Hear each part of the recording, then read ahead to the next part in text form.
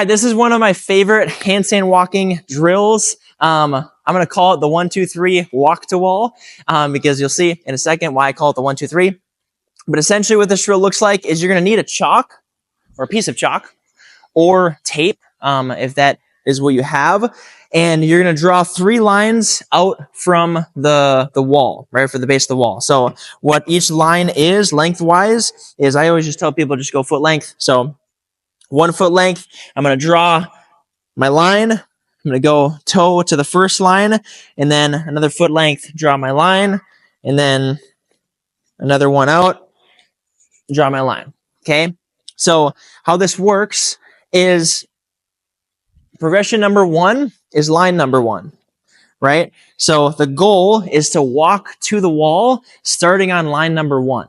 And the whole point of this drill is basically a mediator between actually doing your handstand walk and knowing that you have the strength to do the handstand walking, right?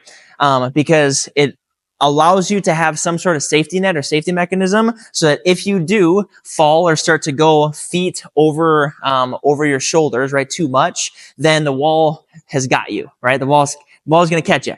So what number 1 looks like is my hands are going to start behind the line, and my only goal is just to take 2 steps, right? Just one with one side and then one with the other, right? Just to get a little bit closer to the wall. But you'll notice, because I'll demo this just in a second, is you don't even have to take a step, because if I just kicked up with my hands right directly on that first line, I could just bring my feet to the wall, right? And I would be fine. So this is what I mean by the safety mechanism, is you're able to walk a little bit, but at the same time, especially on the first line, you have lots of safety behind it, because you can just go right into the wall and it won't be a problem. Okay, so I'll just kick up just to show you with my hands on that first line. Right? Obviously, I'm good. Okay, but the goal with this is I'm going to kick up. I'm going to take 2 steps, or just one with each side. And I'm going to be able to obviously take those 2 steps. And my feet might hit a little bit early, and that's totally fine. Again, the goal is just to get familiar with walking your hands forward, so that you can start to understand what it feels like to actually walk on your hands without any assistance. Okay, so I'm just going to show one quick. My hands start on the first line. I'm going to take 2 steps, right? And then I'll go into the wall. Okay. Okay, so notice I took my 2 steps. My hands started on that first line, right? And then from there, my feet hit the wall. I'm going to do it again. So hands on the first line, right? And then I end up my body against the wall, and my hands are in front of the line, right? Taking 1 step at a time. So this is where it's super important to be thinking about your cues in general for the handstand walk, which the 3 big ones that I give are fingertips pointed outwards, okay, especially for people who just lack mobility in general, because if my fingertips are faced straight ahead, usually I'm fighting my wrist extension. So if I have poor wrist extension mobility, then I am going to always be fighting this range of motion, and it's going to be trying to pull me back just by my wrists alone, right? So I always tell people, point your fingertips outward, just so you don't have that much of a limitation on that.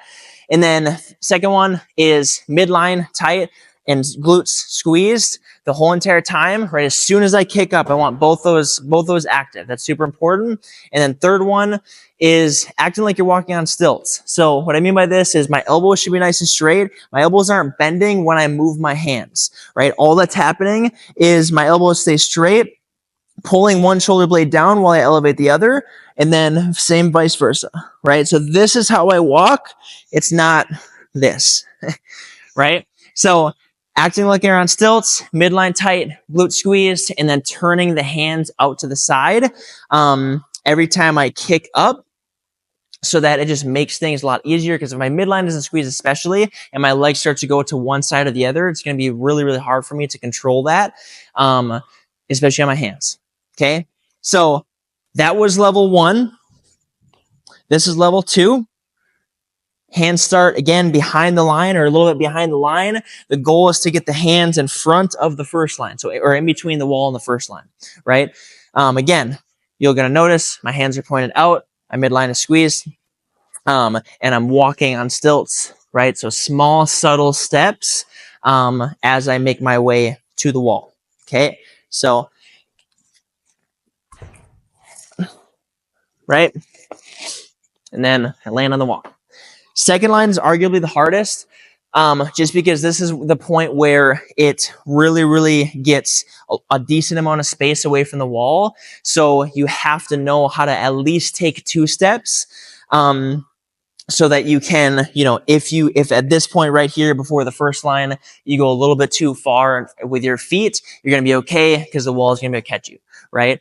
But if you can make it 2 and past level 2, where you get comfortable with you actually being able to consistently get your hands from behind the second line to in between the first line and the wall, then that is when you know that you're ready for level 3, and you are confidently walking on your hands at least a little bit in a free handstand position, right? So I'm going to show level 2 again. Again, my hands are pointed outwards. My hands start behind the second line, and I'm walking to the point where my hands are in between the first line and the wall. Okay, so, and then I stop, right?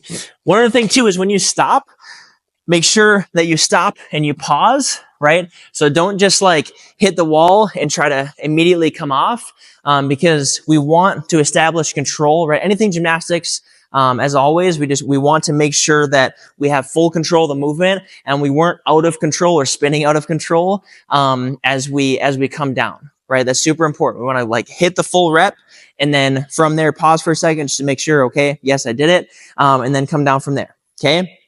So that is the second level, right? Hands start behind the line. Then I go hands between the first line and the wall. Third level is obviously the hardest level because now we're getting seriously far away from the wall. One thing I'm going to mention too is like usually the transition from the second to the third doesn't just take like a couple sessions, right? It can take a long time to be able to get yourself to get to that second line.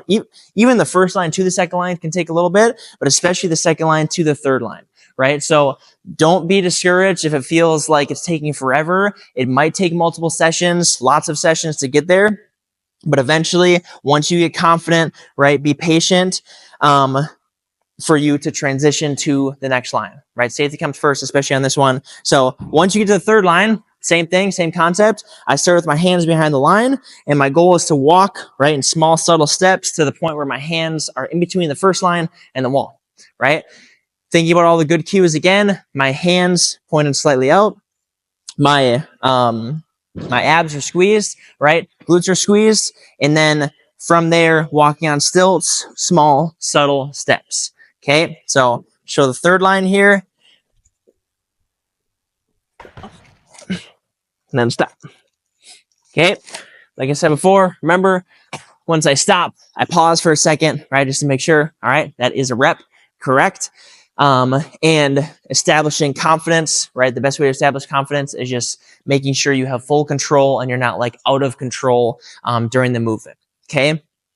So that is the 1, 2, 3 walk to wall drill. It's super important to be thinking about the cues. It's super important to take your time with each level, right? Don't just like think that in one session you're going to go from 1 to 3. Take your time and make sure that you feel confident with each level. I can't reiterate this enough.